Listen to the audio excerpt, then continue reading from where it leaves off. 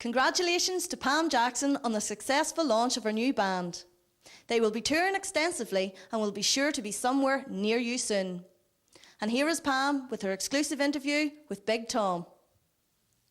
I'm here in the presidential suite in the Mount Wolseley Hotel in Tulloch, County Carlow, with the legend and undisputed king of Irish country music, Big Tom.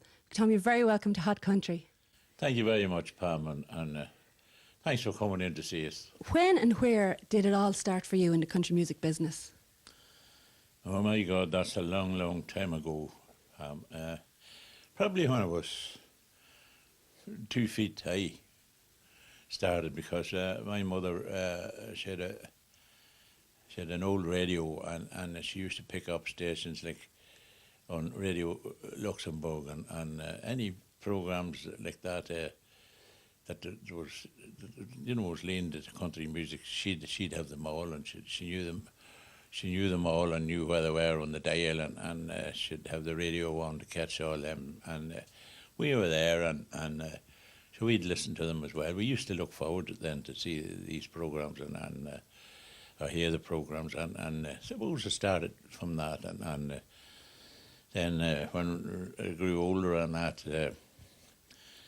I was bought. My mother bought me a mandolin, but I never made a success of that.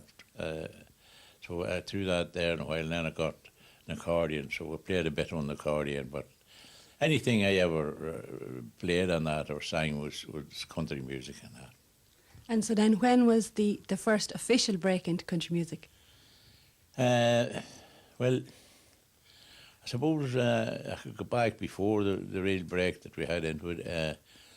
I bought a guitar in London. I went to London, and myself and another fellow, and we purchased a guitar, and it cost us £12. And we played it in the flat and that where we were staying in London, and I learned the song "Gentle Mother" that time, and then I moved from there to Jersey and stayed in Jersey a year and a half or so, and still learned songs, and I used to go to hear a country band in Jersey, and they called themselves the Mainliners. So I had a brother living at home back that time, and he died, and he was the only one that was at home. But my father and mother, and they asked me would I come home and that, So I went home that time, and I brought the name with me, and Henry and the brother Seamus, they had a little band going at the time, and they asked me would I was singing a few songs and playing the guitar, and he asked me to join them and that, and so I did, and we moved on from there, playing a lot of small dance halls and parties, and dinner dances and all sorts of things like that, and eventually we got there was four of us then, and then there was 5 of us, and we met a man at a dinner dance one night called John McCormick, and he asked us, did we have a manager, So we said we hadn't. So he decided he'd get us some dates and that, and he worked hard for us, and he got us a spot then on the Showband show, and we done that, and we did a few songs on it, and I did a couple of songs on it, but one of the songs I did was "Gentle Mother," and after the show went out, people started looking for this song that I did on the show, So we decided then we'd record it, and I think the rest of it's a bit of history. The rest of it is history.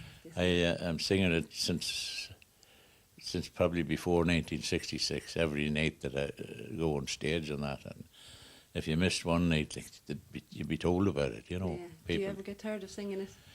Not really, no. Honest to God, it's a lovely song. It's a lovely story and a lovely air, and everybody has a mother. Of course. Yeah. Do you remember the first time you ever heard yourself singing it on radio? And how did you feel? Well, no, well, the first time I heard myself singing it was on a record. And the manager, John McCormick, the record was recorded. It was recorded in Dublin, and he went up and he got the actual disc of it and brought it down to our house. And we didn't even have a record player at the time, but he brought a record player with him and set it up in the kitchen and played this song on it. And I said, "That's not me," you know. I didn't think it was me that was singing at all, you know. But it turned out now that it done an awful lot for us, and as the fella says, put us on the road. And of course, that would be one of the highlights of your career. Are there any others that stand out in particular?